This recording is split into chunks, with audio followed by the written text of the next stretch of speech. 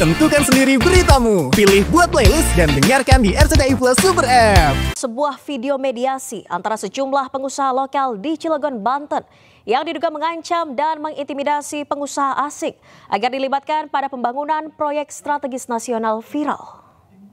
Porsinya harus jelas tanpa ada lelang. 5 triliun untuk Kadin, 3 triliun untuk Kadin tanpa ada lelang. Bagi. Selesai.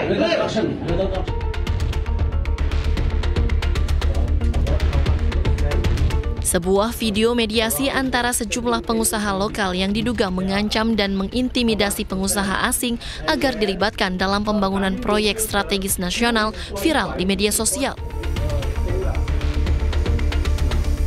Dalam video tersebut, sejumlah pengusaha lokal yang mengatasnamakan organisasi pengusaha kota Cilegon diduga mengintimidasi seorang pengusaha dari salah satu perusahaan petrokimia dengan meminta dilibatkan dalam proyek perusahaan senilai triliunan rupiah kepada pengusaha asing tanpa lelang.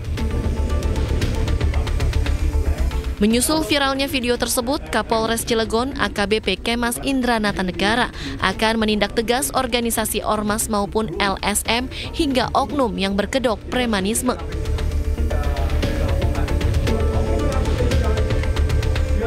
Berkaitan dengan premanisme ini, Polres Cilegon berkomitmen sesuai dengan perintah Pak Kapolri dan Pak Kapolda Banten, kita tindak tegas ormas-ormas yang berkedok premanisme, kemudian juga LSM juga, oknum-oknum yang berkedok premanisme, itu juga kita tindak tegas apabila ada di wilayah hukum Polres Cilegon.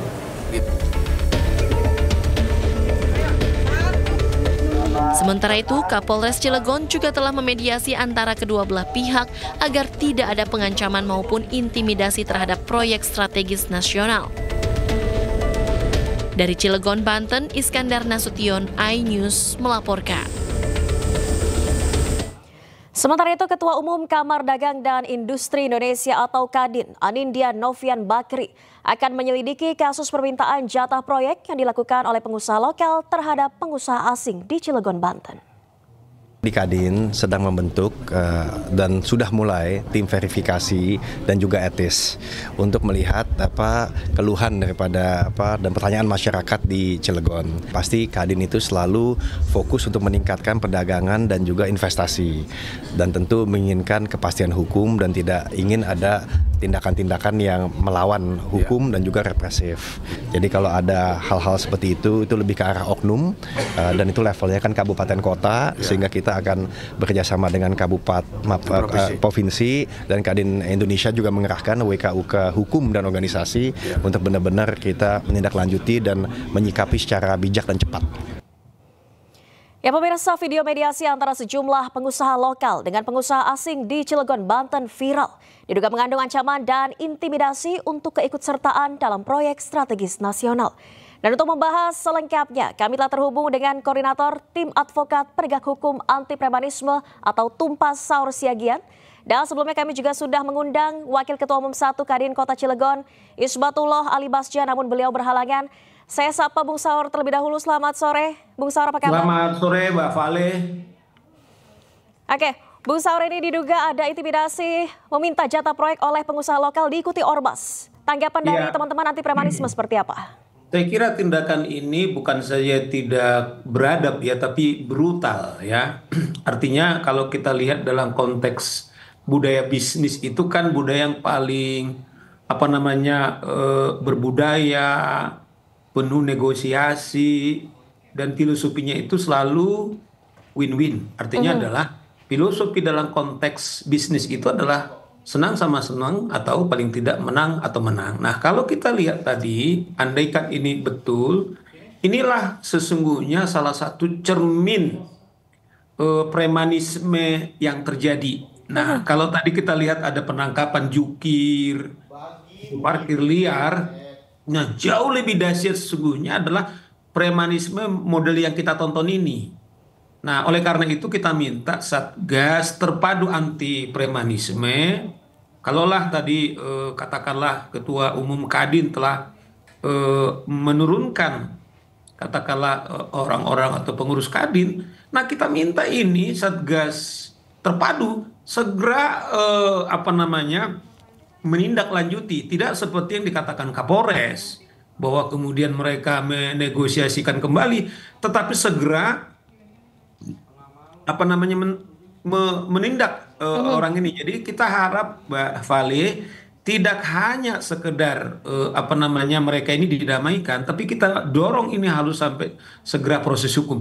Karena salah satu urgensi katakanlah adanya tim terpadu anti premanisme adalah kenyamanan para investor, kenyamanan para pebisnis untuk melakukan bisnisnya di Indonesia. Nah, kalau kita lihat ini coba bayangkan kami minta jatah 5 triliun tanpa harus tender. Ini kan bukan perusahaan nenek moyangnya. Ada di sana ini prinsip-prinsip bisnis, ada accountability, bagaimana mempertanggungjawabkan keuangan yang mega besar ini, bukan sekedar besar. Itu loh Mbak Vale. Oke, kalau sampai harus diproses hukum, apa potensi pidana yang dilanggar oleh sekelompok orang ini, Bung Saur? Saya kira sudah terang mengancam, ya kan? Kalau kita lihat tadi video yang ini adalah mengancam. Ada segerombolan orang di belakang mereka, kita tidak tahu apakah itu organisasi massa atau LSM, atau mungkin juga bagian pengurus daripada Kadin. Itu adalah upaya pemaksaan. Ya, artinya adalah dia memaksakan kehendaknya supaya dilakukan oleh dalam keadaan katakanlah ketakutan. Kalau kita lihat ini kan massa. Massa kan kelompok gerombolan itu kalau kita lihat itu. Nah, ini kan berbahaya. Coba bayangkan kalaulah ini pengusahanya adalah bukan orang Indonesia, tapi orang asing. Dampak psikologisnya dan juga dampak ekonomisnya sangat luar biasa. Ini kan akan mendunia ini.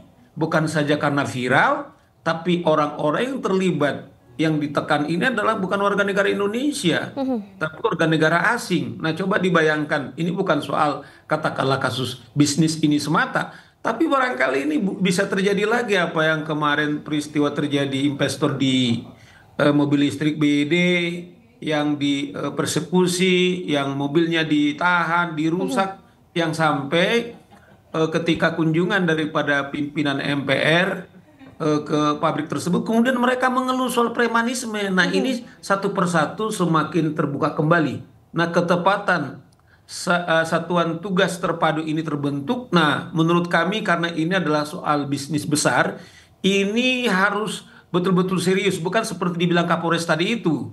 Kita akan damaikan, tidak. Cara berdamai adalah karena kita sudah ada tim terpadu anti premanisme, gulung semua ini, apakah yang kejal, apakah preman berdasarkan LSM, ormas berdasarkan pengusaha, ormas preman yang berdasarkan ormas, itu betul-betul maksimal harus dilakukan penindakan, dan itu dibutuhkan kecepatan. Sehingga apa, Mbak Vale? Tim terpadu anti premanisme yang langsung diperintahkan pada Presiden, kepada Menko Polkam, kemudian juga diwujudkan oleh Kapolri, itu betul-betul dampaknya nyata, betul-betul punya namanya deterrent effect atau efek jerak. Karena apa? Tidak hanya menyasar kelompok-kelompok juru parkir, tapi juga preman berdasi yang mengatasnamakan pengurus organisasi perusahaan, atau juga LSM-LSM kemudian yang mereka bersinergis, Mbak Vale. Baik, dari Tumpas sendiri pernah menemukan kasus serupa juga, Bung Saur? Salah satu kan yang menjadi concern kita waktu kita ketemu dengan Kapolri, juga kita minta, memang judul adalah basmi premanisme ke akar-akarnya tanpa pandang bulu. Karena kadang juga kan ada juga misalnya aparat penegak hukumnya itu menjadi backing.